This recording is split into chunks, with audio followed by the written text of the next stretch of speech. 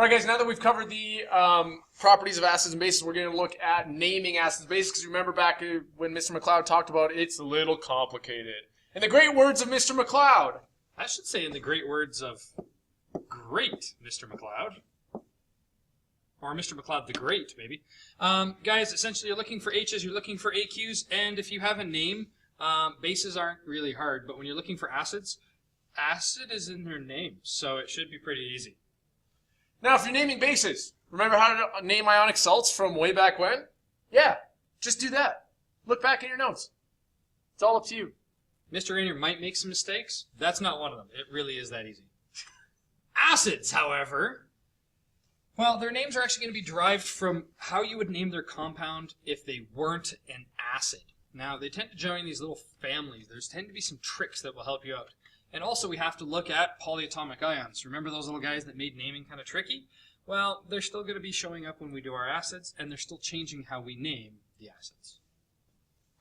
Okay, so we have a giant list of a whole bunch of formulas, molecular names, and acid names. And again, since we treat these as molecular compounds, we can name them as a molecular compound, which we see here, just the hydrogen chloride. Okay, now what we end up seeing is we see this really funny acid name on the side over here. And again, these names are based off of each other. Okay, we see the chloride and this wonderful hydrogen component. Okay, and it ends up changing over here, big time.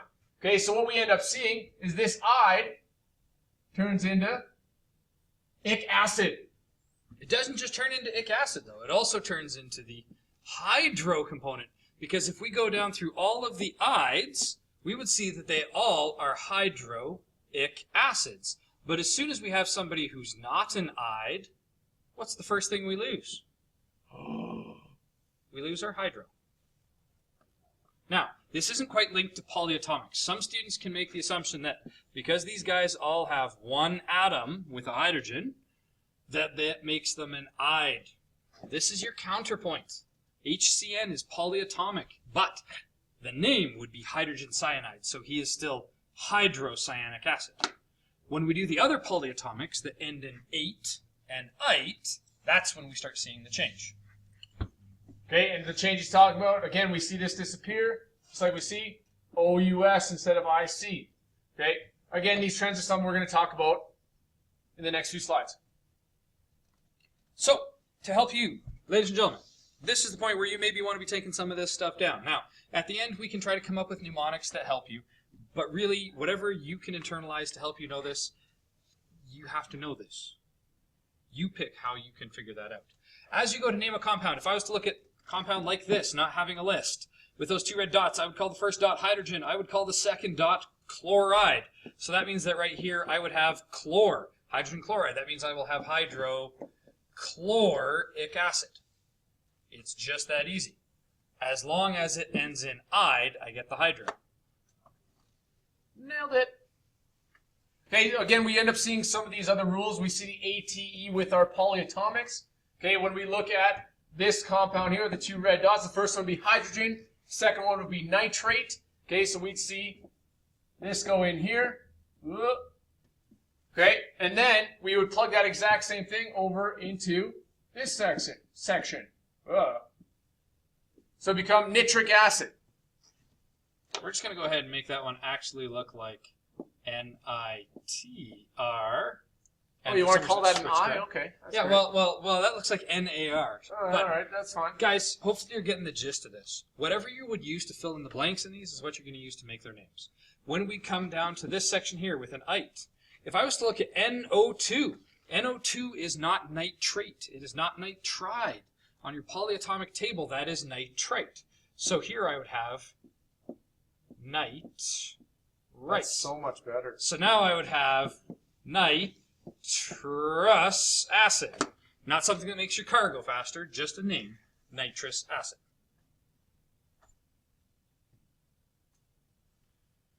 Okay, now when we start taking a look at some more polyatomics, we see this a little bit of a different name here. We see the per. Okay, again, now what we see is the hydrogen perchlorate. Okay, again, we're just putting chlor into the blank. Okay, and again, we move it over here. So it becomes perchloric acid. And again, that's built off of that same concept we used earlier. So nothing is really changing here. We're just substituting in the name. All right, so the second one down here, it's a hypo. Guys, this ends up actually being exactly the same as the one above. You'll notice the hypo is preserved. So in order to fill this out, I would have a hydrogen hypochlorite. And instead, I will get hypochlorous acid. Now, when it comes to testing and things like that, when we ask you for acid names, we want these things. There is nothing that says you cannot do this first. If you need to write out a compound name as a hydrogen something before you give the actual acid name, go ahead. We want you to be able to do this. And if you can do it in one step, good for you. If you need to do two, do two.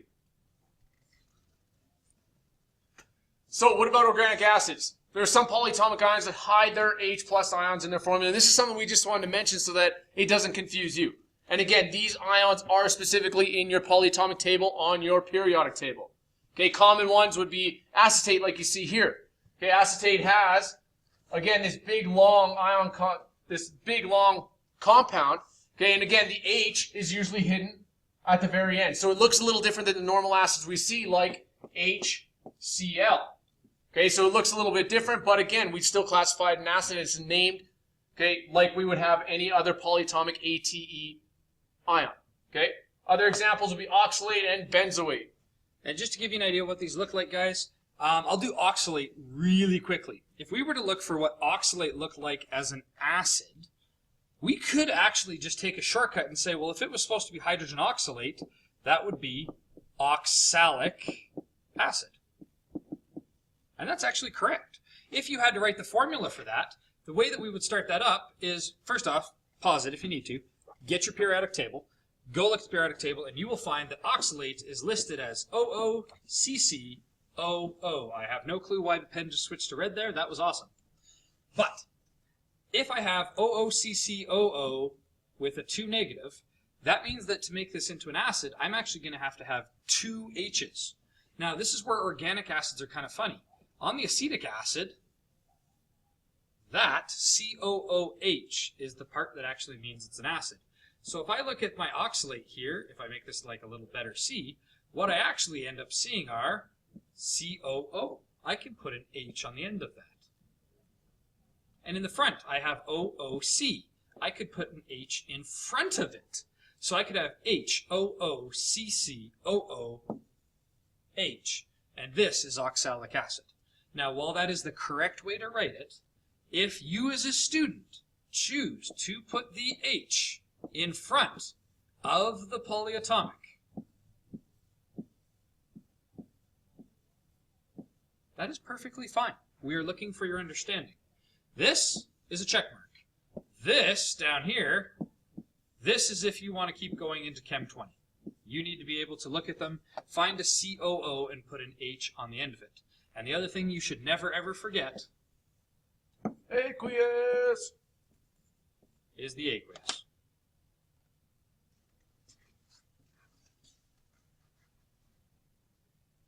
Okay, at the moment some confused looks.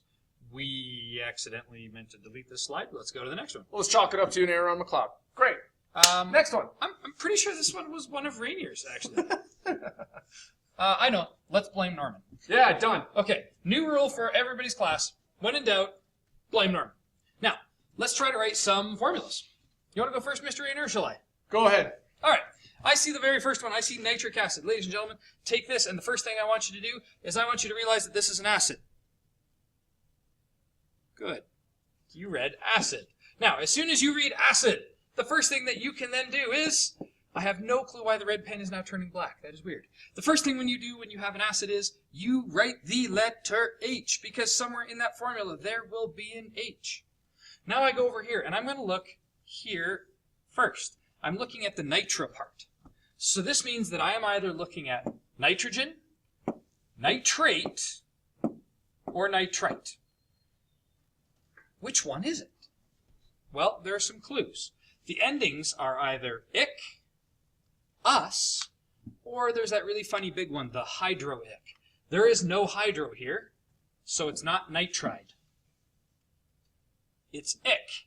so it's not NO2. Ik means 8. This is nitrate.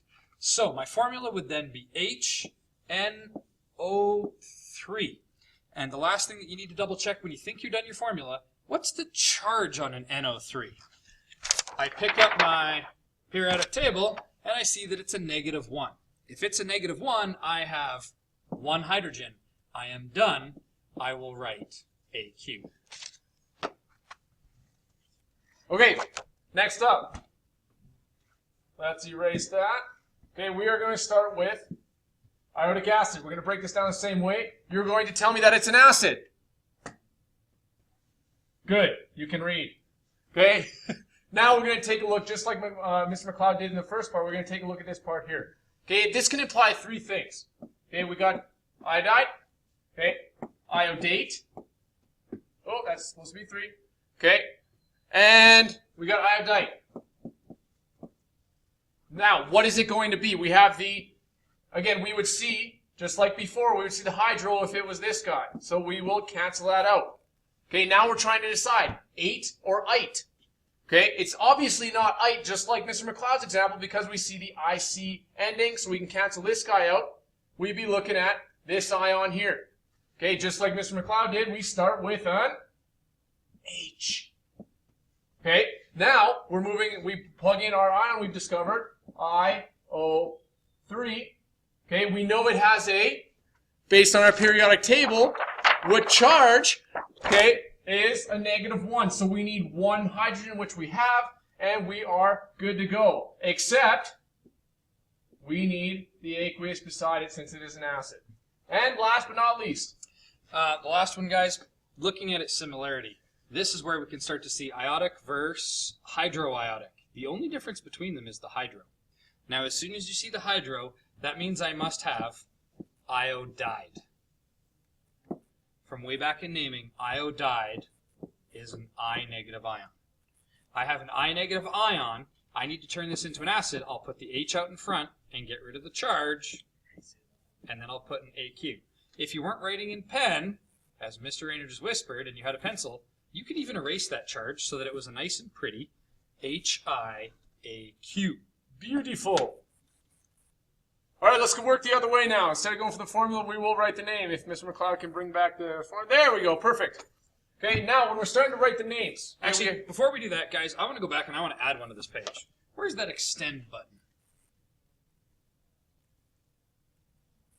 Bloop, whoop. Okay. Oh, that's weird. Weird green rift. All right, ladies and gentlemen, what if we gave you something such as carbonic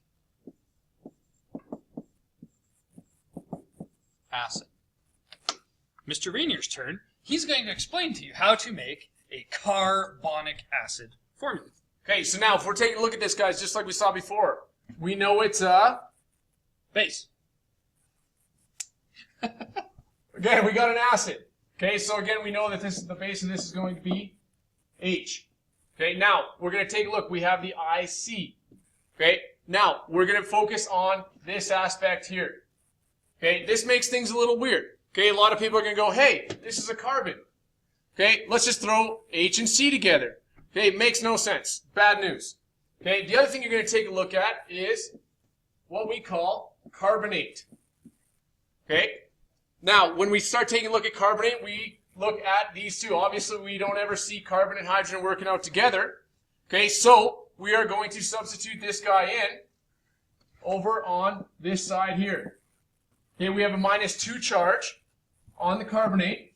So that means we need how many hydrogens? If hydrogen has a +1 charge, we end up rewriting this as H2CO3. Okay, now when we take a look here, we need to finish off with our aqueous tag, and we are off to the races. Yep. My final note with this, guys, would be just to watch this. I always like emphasizing a lot of detail. Molecular compound is the classification of an acid. They are molecular. However, with what Mr. Regnier just did, it looks like we balance them like they are ionic. Later in chemistry, we'll start to explain why that is, but this is also the link to why it is that molecular compounds cannot conduct in solution, but acids can. All right. Okay. Right, writing a name. I guess I get to go first. If I look at this very first one, how do I know that this is an acid? Yeah, I'm actually waiting. Talk to your computer. Tell it the answer. No, I'm serious. Do it. H plus. All right, I see a hydrogen. I think this is an acid, but I'm not entirely right yet. I actually need to check for two things. I need to check that it's AQ. So I have hydrogen, I have AQ. I believe this is an acid. I am going to do this the slow way because maybe this is my first one. I look at this as being a compound named whoops, there's an O in hydrogen, and I look at my table for PO4 3 negative. I will look in the P section because it starts with P, and I will find that that is actually called phosphate.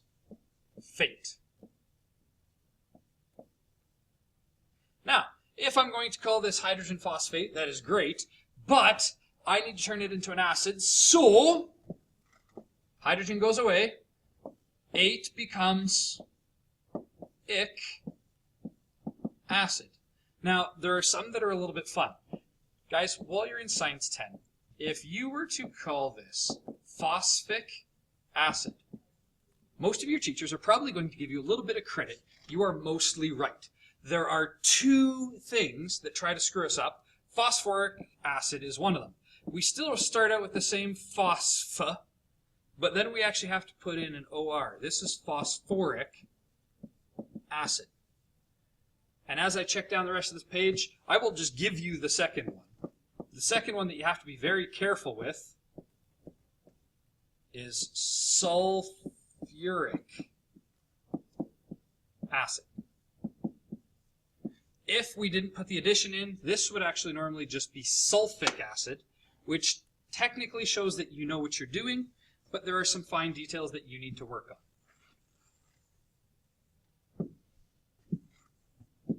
Okay, next up, we're going to take the same kind of approach. We know that we're going to check the two things. We have H, we have aqueous, we're off to the races. Okay, so we're going to start out with hydrogen. Okay, because well, obviously we have hydrogen. Okay, and then this next one is chromate. Okay, just like the example we saw before. Okay, again, we see it ends in AT, so we see the hydrogen completely disappear. Okay, we'd see the ATE disappear, turn it to IC, and add acid. Okay, so now we have what we call chromic acid. Plain and simple, just following the same rules we've done up to this point. Okay? Now, as you're starting to get maybe a little bit more comfortable with these things, you can start to work a little bit faster. If I look at this next one and I see this H2CO3, I'm going to do this one twice. First, I'm going to do it the fast way that's right, and then the fast way the way that it could have been an acid. The reason that I'm saying could have been an acid is this is solid. If this is solid, this compound's name actually is hydrogen carbonate, not carbonic acid. Now, how do I get to that so quickly, guys? If this was, let's actually make this an AQ. If that actually is AQ and I see H, I can actually just start right out with the carbon because it's a carbonate ion. But then I can just go straight to, 8 means ic, and I'll make it an acid. That would be carbonic acid. Okay, last but not least, we have our one little example we talked about before. Okay, is down here. Now this is one of those tricky molecules that we always talk about because we end up seeing we don't have our H in front where it normally is. Okay, but again we see an H over here and we see a very common polyatomic acetate, like we talked about before. The H is hidden here. So again we have the H, but what don't we have? Okay, it is a solid. It is not aqueous, so is this considered to be an acid? No. Okay, so again, this is something that you can easily check for in an exam kind of situation. And that's pretty much it, guys. At this point, this is a skill that you need to practice. Practice. Tons of practice. Now, the whole reason that I'm getting back here is if we take away the joke there, although it's not really a joke because he is pretty great. Ladies and gentlemen, when you're looking for acids, you're looking for H or COOH. you are looking for a Q, or if it's the name, you are looking for an acid. Also, don't forget bases. They're still ionic compounds too. Yeah, that never really changes. Bases are actually kind of boring. Yeah, acid bases!